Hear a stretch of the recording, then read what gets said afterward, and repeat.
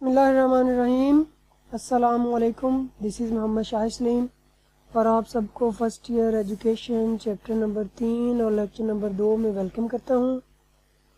آج کا ہمارا ٹاپک ہے تعلیم کی اسلامی بنیادیں اور اسلام میں تعلیم کی اہمیت. رب اشرح لی صدری ویسر لی امری واحلل عقدۃ من لسانی یفقہوا قولی. عزیز طلبہ، ہم لوگ پاکستان کے نظام تعلیم کی بنیادیں پڑھ رہے تھے، جس میں سب سے پہلی بنیاد ہے نظریاتی بنیادیں. تو پاکستان کے نظام تعلیم میں نظریہ حیات کی طرف دیکھیں تو پاکستان کا نظریہ حیات اسلامی نظریہ حیات ہے. اس لیے ہم پاکستان کی اسلامی بنیادیں یا تعلیم میں اسلامی بنیادیں پڑھیں گے تو وہی ہماری نظریاتی بنیادیں ہوں گی. تعلیم کی اسلامی بنیادوں میں مندرجہ ذیل اہم نکات ہیں. اس میں سب سے پہلا ہے اسلامی نقطہ نظر سے حقیقت اصلیہ اللہ تعالیٰ کی ذات ہے. علم کا حقیقی سرچشمہ اللہ تعالیٰ ہے. سب سے اعلیٰ اور قطعی ذریعہ علم وحی الہی ہے جو حقیقی سرچشمہ علم اور حقیقت مطلقہ تک رسائی میں مدد دیتا ہے. تو تعلیم کی جو پہلی اسلامی بنیاد ہے اس میں سب سے پہلے تو یہ بات کلیئر کر دی گئی کہ حقیقت اصلیہ اللہ تعالیٰ کی ذات ہے. حقیقت اصلیہ کیا ہوتی ہے؟ وہ ذات جو کہ اپنے وجود کو برقرار رکھنے کے لیے کسی کی محتاج نہ ہو اور باقی تمام قسم کی مخلوقات اور چیزیں اور چرند اور پرند اور تمام قسم کے موجودات جو ہیں وہ اس کے محتاج ہوتے ہیں اپنے وجود کو برقرار رکھنے کے لیے. تو وہ ذات اسلامی نظریہ حیات کے مطابق اللہ تعالیٰ کی ذات ہے. اسی میں دوسرا پوائنٹ ہے کہ علم کا حقیقی سرچشمہ اللہ تعالیٰ کی ذات ہے. یعنی کہ جو بھی علم انسانوں تک پہنچ رہا ہے اس علم کا ذریعہ اللہ تعالیٰ کی ذات ہے. اللہ تعالیٰ نے حضرت آدم علیہ السلام سے وراثت میں جو علم ڈال دیا انسانوں کے وہی ہمارے تک پہنچ رہا ہے. اور جو حقیقی ذریعہ اب اس دنیا میں موجود ہے وہ وحی کا ذریعہ ہے. اللہ تعالیٰ نے وحی کے ذریعے سے علم انسانوں تک پہنچایا. انبیاء کرام نے جو ہے وہ آگے تبلیغ کی اور علم دیا انسانوں کو. انبیاء کرام تک اللہ کے برگزیدہ فرشتے حضرت جبرائیل علیہ السلام نے پہنچایا. تو اس علم میں غلطی کے چانسز نہیں ہیں. ہمارے پاس علم کے ٹوٹل 5 ذرائع ہیں تو باقی 4 ذرائعوں میں غلطی کے چانسز ہیں. وہ ذریعے ٹھیک بھی ہو سکتے ہیں اور غلط بھی ہو سکتے ہیں. اسلامی تعلیم کی دوسری بنیاد کہ اسلامی تعلیم کا ایک اساسی نقطہ یہ ہے کہ یہ کائنات خود بخود پیدا نہیں ہوئی بلکہ کائنات کی تخلیق اللہ تعالیٰ کے منصوبے، ارادے اور علم کی بنیاد پر ہے. انسان کا مقام خلیفہ اور نائب کا ہے. اس کی زندگی کا مقصد بندگی رب ہے اور اپنے ہر معاملے میں اللہ تعالیٰ کے سامنے جواب دہ ہے. تیسری بنیاد سب سے اعلیٰ قدر رضا الہی کا حصول ہے. تعلیم کی اسلامی تشکیل و تنقید میں اصل نقطہ نظر ہی یہ ہے کہ اللہ تعالیٰ کا اطاعت و شعار بن جائے. یعنی کہ سب سے بہتر جو قدر ہے وہ اللہ تعالیٰ کو راضی کرنا ہے اطاعت کر کے، اخلاص نیت کے ساتھ. اسلامی زندگی کے تمام پہلوؤں کا احاطہ کرتا ہے.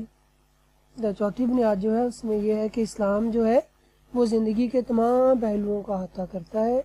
اسلام زندگی کو دین اور دنیا کے 2 حصوں میں تقسیم نہیں کرتا بلکہ وہ انسان کو ایک کل کی حیثیت سے ایک جامع زندگی کے لیے تیار کرتا ہے. گویا مادہ اور روح کی الگ الگ حیثیت کی بجائے دین و دنیا کی وحدت کا قائل ہے. 5واں نقطہ اسلام کی اساس وہ بنیادی تصورات اور عقائد ہیں جس سے اسلامی نظریہ حیات تشکیل پاتا ہے. اس کے ساتھ ساتھ اخلاقی، معاشرتی اور معاشی تجربات بھی ضروری ہیں. چھٹا پوائنٹ ہے اس کا کہ اسلامی تعلیم کے 4 بنیادی عناصر تلاوت حیات، تزکیہ نفس، تعلیم کتاب اور تعلیم میں حکمت ہے. 7 تعلیمی مقاصد، نصاب تعلیم، حکمت تدریس اور سارے عمل تعلیم کا فکری سرچشمہ قرآن حکیم اور سنت رسول صلی اللہ علیہ وآلہ وسلم ہے۔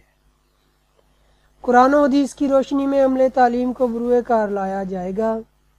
اسلامی تعلیم کی تیار کردہ شخصیت دینی اور دنیاوی علوم کی حامل ہوگی اور وہی اسلامی ریاست میں قیادت کا فریضہ سر انجام دے گی۔ 8واں، دین کی سربلندی، ملک و ملت اسلامیہ کا تحفظ اور دعوت دین اسلامی تعلیم کی روح ہے۔ اسلامی تعلیم معاشرے کے تمام افراد کے لیے یکساں مواقع فراہم کرنے کا تقاضا کرتی ہے تاکہ تمام لوگ اپنی فطرتی صلاحیتوں کے مطابق تعلیم و تربیت پا سکیں۔ اسلامی تعلیم کی اہم فکری اساس آخرت کی فلاح کا حصول ہے۔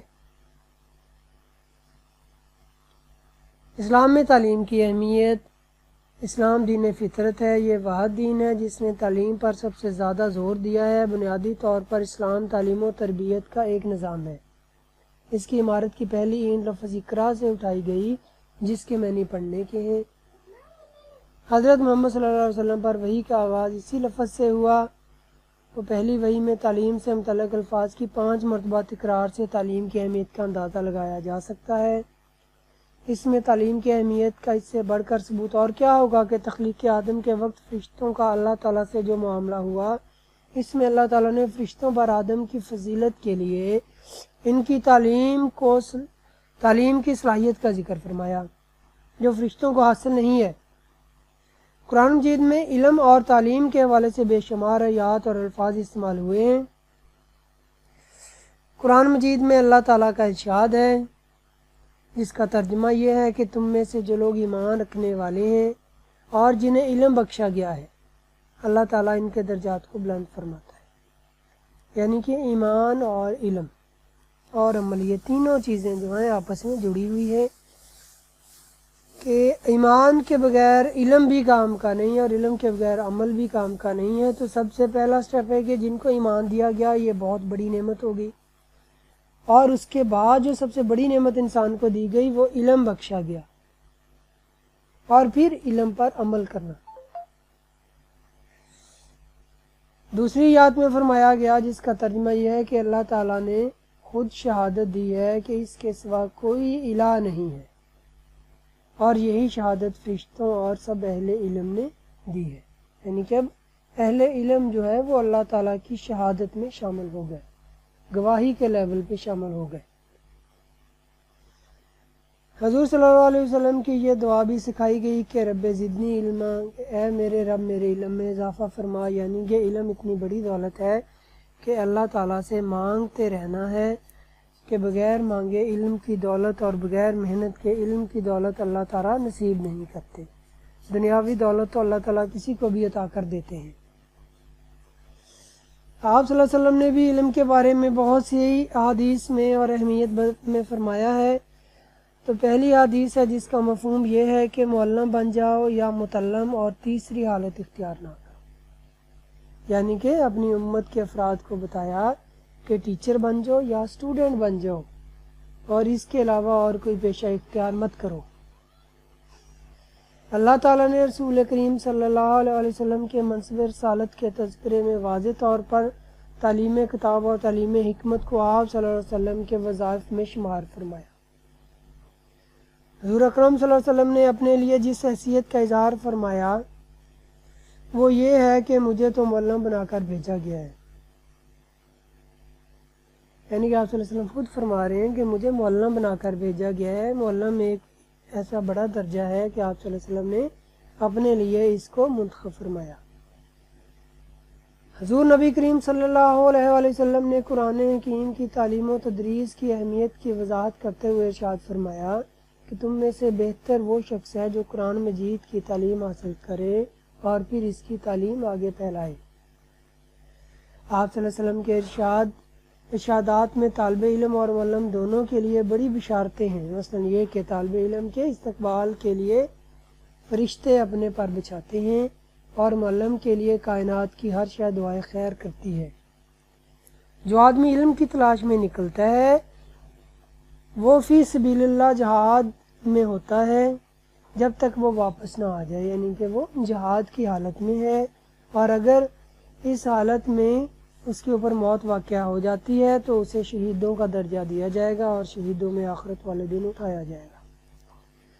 اللہ تعالیٰ ان کے فرشتے، تمام آسمانی مخلوق حتیٰ کہ چونٹیاں اپنی بلوں میں اور مچھلیاں سمندر میں انسانیت کے معلمین کے لیے دعا کرتی ہیں۔ علم کی اہمیت میں 7 پوائنٹ ہے۔ علم حاصل کرنا ہر مسلمان مرد اور عورت پر فرض ہے۔